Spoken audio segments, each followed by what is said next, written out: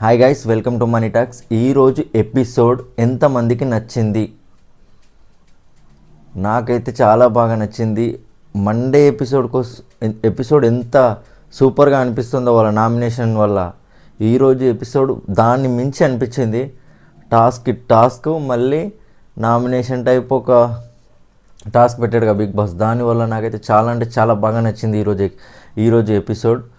ఈరోజు ఎపిసోడ్ మీకు కూడా నాలాగే నచ్చితే ఒక లైక్ అండ్ సబ్స్క్రైబ్ కొట్టుకోండి ప్లీజ్, నాకు చాలా హెల్ప్ అవుతుంది. ఇక ఈరోజు ఎపిసోడ్ గురించి మాట్లాడితే షార్ట్ అండ్ స్వీట్గా మాట్లాడుకుందాం మనం. బిగ్ బాస్ ఎవరైతే 6 కంటెస్టెంట్స్ కెప్టెన్సీ టాస్క్కి కన్సిడర్ అయ్యారో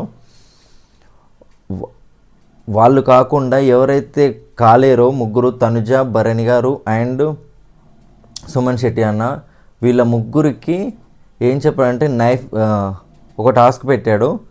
వాళ్ళు బోర్డు వేసుకొని సెలెక్ట్ అయిన కంటెండర్స్ బోర్డు వేసుకొని నిలబడతారు. అయితే వీళ్ళ ముగ్గురికి దూరంలో నైఫ్ పెట్టి దాన్ని ఎవరైతే ముందు తీసుకుంటారో వాళ్ళు, ఈ ఆరుగురిలో ఎవరు అనర్హులు, నెక్స్ట్ కెప్టెన్సీ టాస్క్కు ఎవరు అనర్హులు అని కారణం చెప్పి, ఎవరు అనర్హులు ఎవరు అర్హులు అని కారణం చెప్పి అర్హులైన వ్యక్తికి ఆ నైఫ్ ఇస్తే, ఆ వ్యక్తి ఎవరు అనర్హులో ఆ వ్యక్తిని ఈ టాస్క్ నుంచి రిమూవ్ చేస్తాడన్నమాట. ఈ టాస్క్లో లాస్ట్ వరకు అయితే కళ్యాణ్ ఇంకా డీమోన్ వచ్చాడు. మధ్యలో కొందరు చెప్పిన రీజన్స్ అయితే చాలా చండాలంగా అనిపించినాయి. రీతు దివ్యాన్ని తీసేసిన రీజన్ మాత్రం అస్సలు నచ్చలేదు. నాకైతే పరమ వేస్ట్ అనిపించింది. చాలా సెల్ఫిష్గా ఆడింది అనిపించింది రీతుతో పాటు తనుజ దివ్యాన్ని తీసేయాలని ఇంకా ఇన్నర్గా తన మైండ్లో అదే పెట్టుకుంది. మనం సార్ట్అవుట్ అయిపోదామని మాటలే మాట్లాడింది అనిపించింది తనుజ మాత్రం దివ్య విషయంలో. ఈరోజు మళ్ళీ కన్నింగ్ అనిపించింది, నాకు ఎందుకో తెలియదు. తనుజ మాత్రం చాలా అంటే చాలా కన్నింగ్ అనిపించింది. రీతు నచ్చలేదు ఈరోజు నాకు బిహేవియర్, తనుజది నచ్చలేదు. ఇక సంజన గారైతే రీతునైతే వదలట్లేదు, కానీ ఆమె ఏది చేసినా కామెడీగానే అనిపిస్తుంది. ఆమె సీరియస్గా చేస్తుందా కామెడీగా చేస్తుందా ఏం అర్థం కాదు.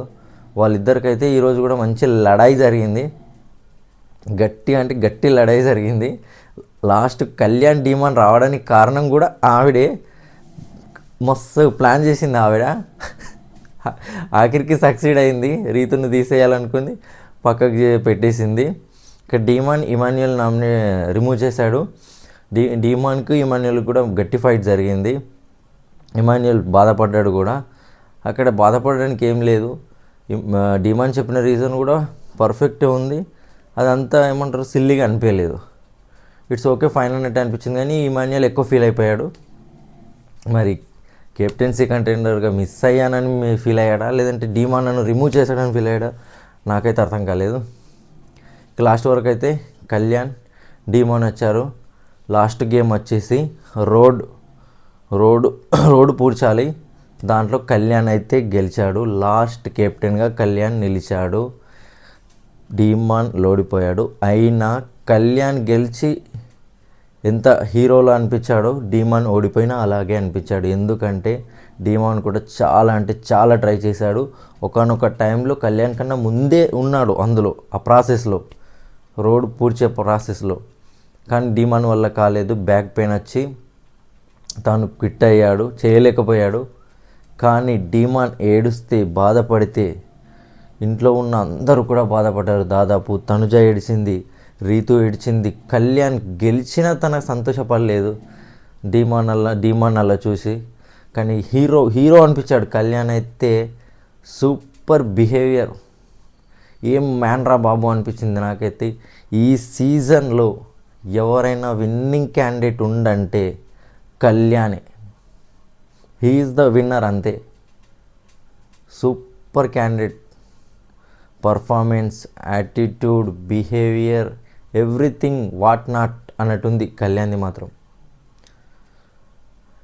డీమాన్ కూడా ఎక్సలెంట్గా ట్రై చేశాడు, కానీ ఓడిపోవాల్సి వచ్చింది.